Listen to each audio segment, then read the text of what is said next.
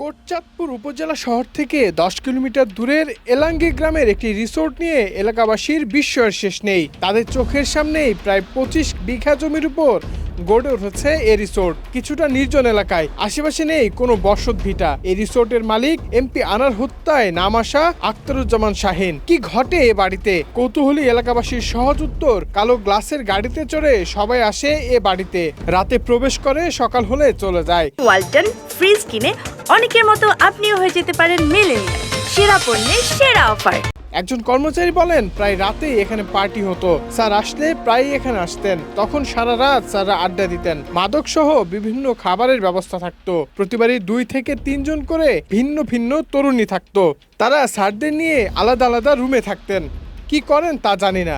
তিনি বলেন, মাঝে মাঝে এমন বিব্রতকর পরিস্থিতি দেখি যে মনে হয় চাকরি ছেড়ে চলে যায়, কিন্তু পেটের দায়ে পারি না। গাড়িতে যাচ্ছে খোলা গাড়িতে আইনি আপনারা দেখা হয় এমনি ওনাদের সম্পর্ক কি এমনি জানেন আনা সবার বন্ধু ওই রকম আসতে যাচ্ছে সবাই আসে, দেখা যায় না কালো গ্লাসে খুলে দিই চলে আসে, এরা যায়। এক গ্রামবাসী বলেন, ভিতরে অনেক অবৈধ কাজ হয়, মদ নারীতে মত্ত থাকেন তারা। আরেকজন বলেন, রাতে বড় বড় গাড়িতে ভিআইপি আসে।